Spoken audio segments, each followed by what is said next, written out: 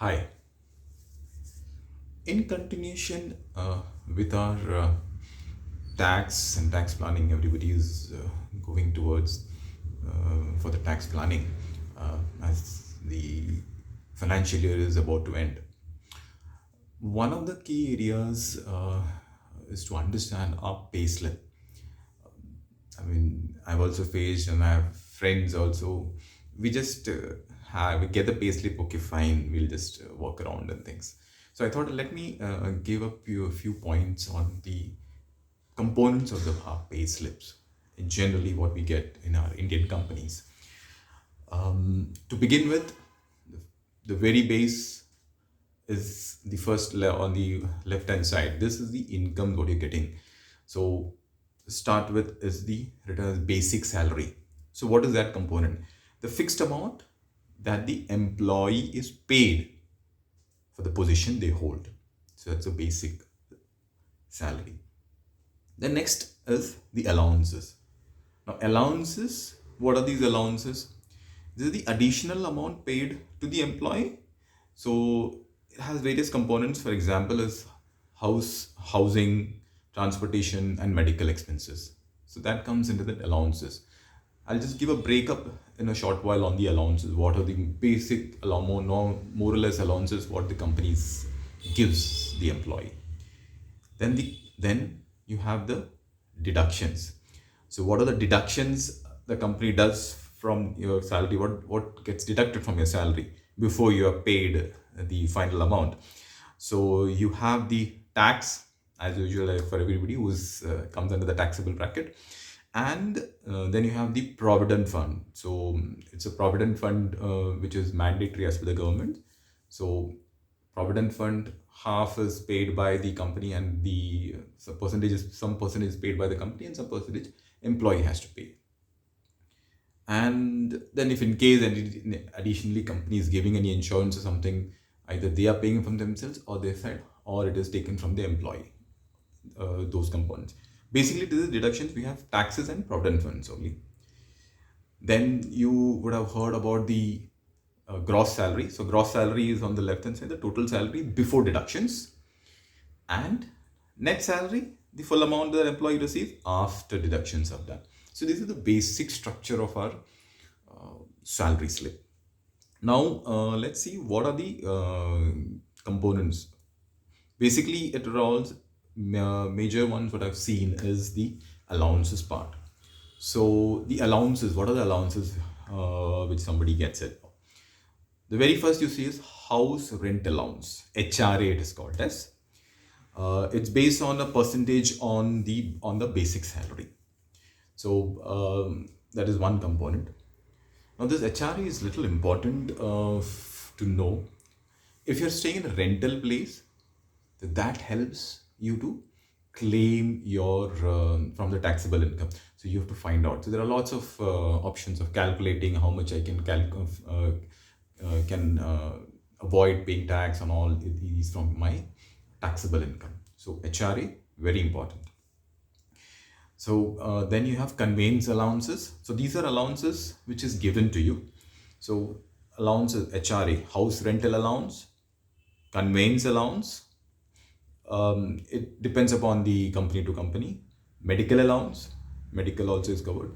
Dearance allowance, extra amount somebody gives to their employee. Special allowance will be somebody is working remotely, they are given extra amount. Those. Then overtime allowance, very rarely these are coming overtime, but it is there. Travel allowance. Then you have LTA allowance, also leave travel allowance. I'll come to these points once again. Then child education allowance is something company is giving you the exemptions on that. And food allowance, some company gives you Sodexo coupons. Earlier we had, and so you can have this company depending upon the companies, they might give these. Now out of these allowances, and the 2 points what I want to make is, one is HRA, house rental allowance, which you calculate and you can deduct from your taxable income, so that you can claim tax. You can reduce your taxable income. Second is the LTA.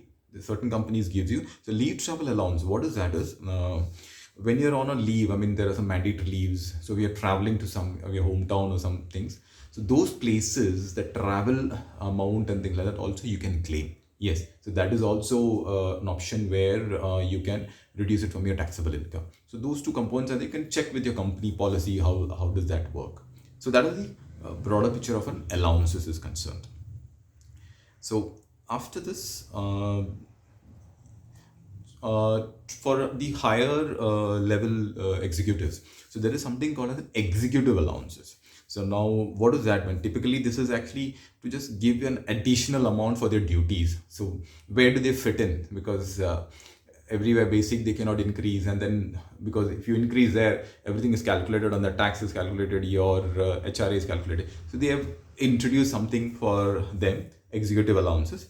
So these are basically will have something car allowances. It will cover up everything in that. Either it can be car allowance, entertainment allowance, club membership, relationship allowances, telephone allowances, professional development allowances. So those give an extra perk to the higher level executive. So that is the uh, executive allowance.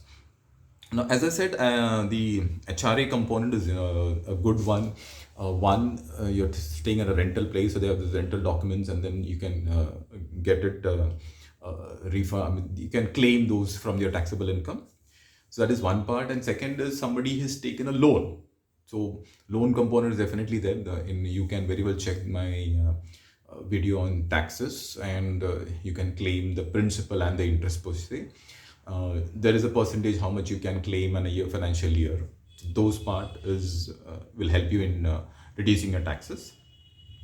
So apart from there, you so basically again what I want to tell you is don't rush for buying any investments to take to save your taxes. This I'm telling you is with my experience.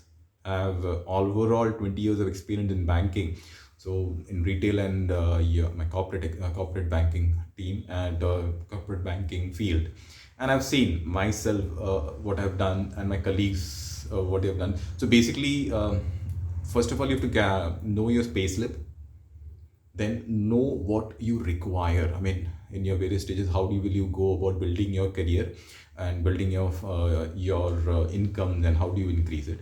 And accordingly, you take the details, or the investment part. So as I said, basically everybody should have a health insurance apart from whatever the employer gives you. So find out that for yourselves. If you start early and go for a maximum period, you will pay less premium. That is one. Second is a health insurance for your parents.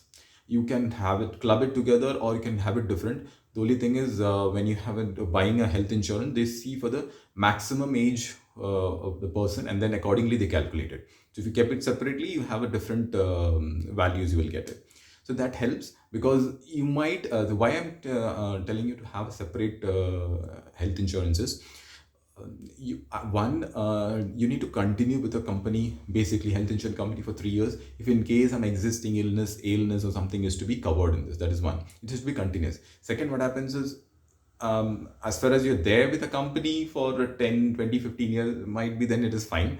Or else to beginners, most probably they try to jump and things like that. So you get it's broken. So let's say, for example, today being a day and it's a final day, and you have to join a company after 2 days. So a gap of 2 days comes in where you don't have an insurance, you or family. So avoid that. Avoid those things. So that is one. And second is a term insurance, pure term insurance. Nothing that, I mean, don't go for any refund and money back policy and things like that. Pure term insurance. Forget about that. You will not get your money back and things like that. That's okay. That's okay. You begin early. Go for a maximum period. Is as low as 500 rupees a month, a year, if I'm not wrong. You can cross check with that. So it's bare minimum. So don't think about that.